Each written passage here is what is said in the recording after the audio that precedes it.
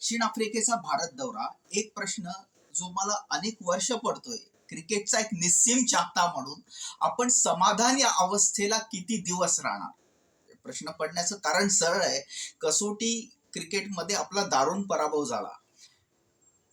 T20 मालिका आणि एक दिवसीय मालिका यातले विजय हे त्याच्यावरचं एक वेदनाशामक औषध होतं. इट वॉज अनालिसिस आणि ते आपल्याला सॅटिस्फॅक्शन या लेवलला घेऊन आलं. म्हणजे जी वेदना होती, तीव्र वेदना होती, ती वेदना थांबली पण दुखणं गेलं नाही. अनेक प्रश्न अनुत्तरित आहेत. अगदी T20 आणि एक दिवसीय मालिका सुद्धा एकतर्फी झाल्या नाहीत. फक्त त्यातल्या त्यात समाधान, पुन्हा मी समाधान या शब्दाशी येतोय. समाधान एवढंच, एक दिवसीय मालिका आपण जिंकली, T20 मालिका आपण जिंकली. आपण संघाचं अभिनंदन करू, पण इथे थांबायचं नाहीये, कारण प्रश्नाची उत्तरं मिळत नाही.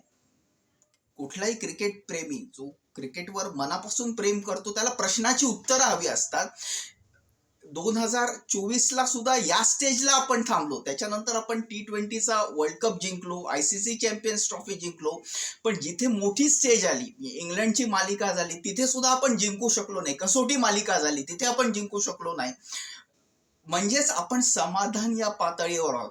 लक्षात घ्या, समाधान पातळी, मी शक्यतो मिडल क्लास माइंडसेट हा शब्द वापरत नाही, पण साधारणपणे समाधान पातळी तुम्हाला एका मर्यादेवर ठेवते. तुम्हाला या लेवल पासून या लेवलला जायचं असेल तर ही पातळी तुम्हाला सोडावी लागते.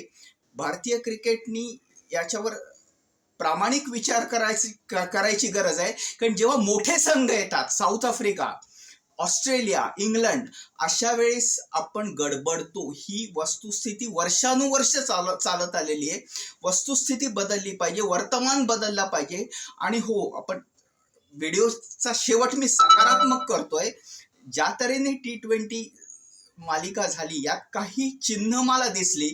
येस, आपला संघ बदलू शकतो, आपण खरोखर नंबर 1 येऊ शकतो. आणि दुसरी गोष्ट, आपण इतिहास थोडाफार बदलला. ICC टुर्नामेंट आतापर्यंत आपण जिंकल्या नव्हत्या, ते आपण जिंकायला लागलो. पण आपण नावलौकिक बदलला का? Yes, one aspect is history and one aspect is reputation. Yes, we change the history, but have we changed our reputation? बोलत राहू. थँक्यू.